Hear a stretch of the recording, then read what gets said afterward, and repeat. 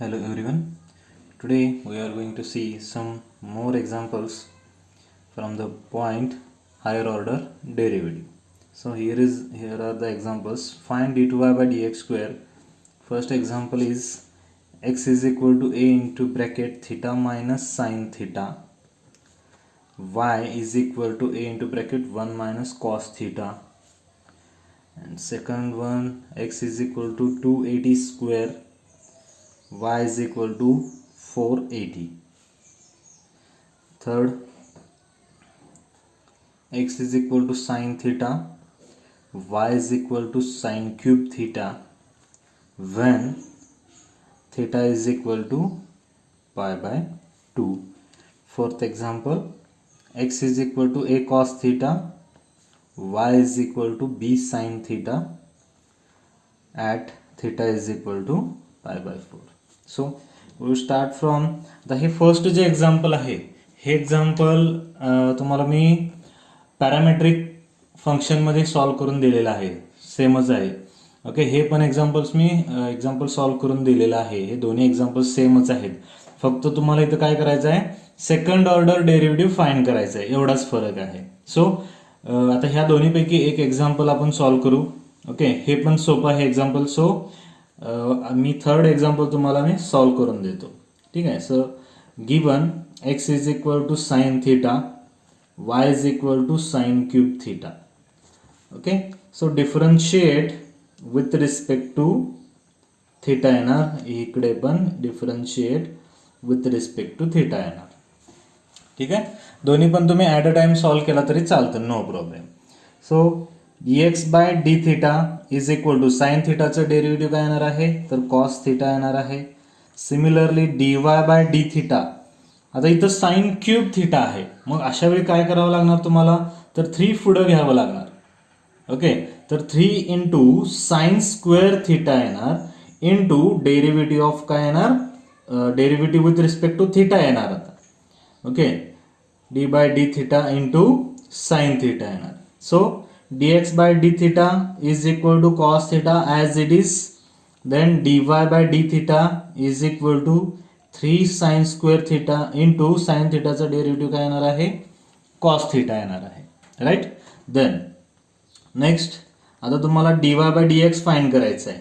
So dy by dx बघा काय येणार आहे, dy by dx is equal to dy by d theta upon dx by D theta येणार.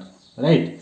मग आता dy बाय डी थिटा काय आहे बघा, 3 sine square theta into cos theta. Okay, upon dx by D theta काय आहे, cos theta आहे.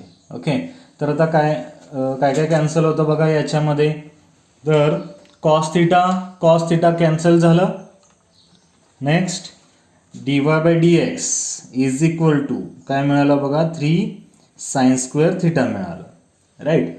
मग आता 3 साइन स्क्वेअर थिटा मिळाल्यानंतर काय करायचं, आता इथं काय करावं लागणार तुम्हाला, तर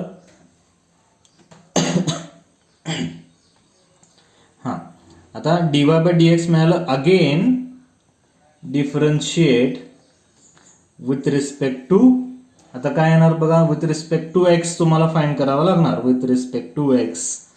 ओके, म्हणजेच इथं d2y बाय dx स्क्वेअर येणार. राईट.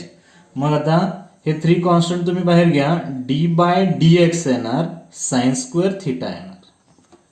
बघा बरोबर आहे का.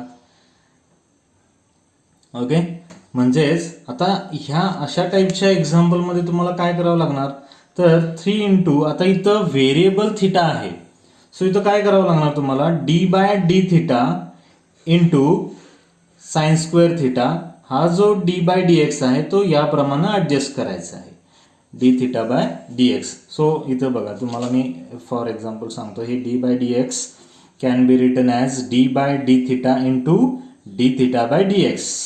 ओके, ह्याप्रमाणे तुम्ही लिहू शकता. राईट. मग आता बघा पुढं काय येणार आहे, तर 3 इंटू आता साइन स्क्वेअर थिटाचं डेरिव्हेटिव्ह. ओके, तर साइन स्क्वेअर थिटाचं डेरिव्हेटिव्ह काय येणार आहे, 2 sine theta into derivative of, आता परत विथ रिस्पेक्ट टू थिटाच येणार, derivative of sine theta with respect to theta आता D theta by D x, okay, D theta by D X म्हणजेच काय, तुम्ही D X by D theta find केलंय, ह्याचं रेसिप्रोकल म्हणजे काय येणार बघा, 1 कॉस थिटा मिळालं. ओके, सो नेक्स्ट पार्ट बघा पुढं, and that is equal to 6 sine theta into, तर हे साइन थिटाचं डेरिव्हेटिव्ह काय येणार आहे, कॉस थिटा येणार आहे, आणि इंटू 1 कॉस थिटा आहे तसाच, राईट. मग आता कॉस थिटा हे कॉस थिटा कॅन्सल, तुम्हाला मिळालेला आहे d2y by dx square is 6 sine theta मिळालेला आहे. पण याच्यामध्ये फर्दर सिम्प्लिफिकेशन आहे. ओके, मग फर्दर सिम्प्लिफिकेशन म्हणजे काय, at theta is equal to π/2 तुम्हाला फाइंड करायचं आहे.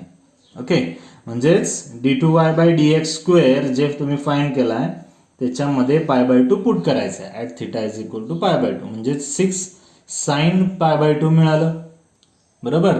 मग आता 6 साइन π/2 म्हणजेच sine 90, and sine 90 is 1, so your answer will be 6 at theta is equal to π/2. बघा समजलं का, हे एक डिफरंट टाईपचं एक्झाम्पल आहे. म्हणजे डिफरंट म्हणजे काय, फक्त तुम्हाला ही ऍडजस्टमेंट समजली पाहिजे. ह्या जे स्टेपमध्ये आपण ऍडजस्टमेंट केलेले आहे, आता हे डी बाय डी एक्स आपण ऍडजस्टमेंट केलं, हां, हे कशी ऍडजस्टमेंट करायची तुम्हाला सांगितलेलं आहे, हे लक्षात ठेवा. ठीक आहे, ओके.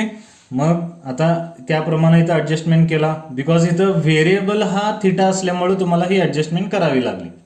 ठीक आहे, हे एवढं इम्पॉर्टंट हे स्टेप आहे, हे लक्षात ठेवा. ठीक आहे, बाकी जी प्रोसिजर आहे ते तुम्ही पॅरामेट्रिकमध्ये करताच, तीच प्रोसिजर आहे.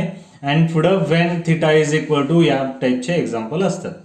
ओके, त्यामुळं हे टाईप व्यवस्थित करा, या टाईपचे एक्झाम्पल्स तुम्हाला विचारले जातात. ठीक आहे, हे रिमेनिंग जे 3 एक्झाम्पल्स आहेत ते तुम्ही सॉल्व्ह करा, इझी आहेत. ओके, सो अजून एक टाईप आहे याच्यामध्ये, थोडंसं डिफरंट आहे. ॲक्च्युली पुढचा जो पॉईंट आहे तो डिफरन्शियल इक्वेशन मधला आहे, पण इथं असल्यामुळे आपण 1-2 एक्झाम्पल्स त्याचे घेऊ, राहिलेले एक्झाम्पल्स आपण त्या डिफरन्शियल इक्वेशनच्या टॉपिकमध्ये कंटिन्यू करू. ठीक आहे, so next part we will continue in next lecture. Thank you.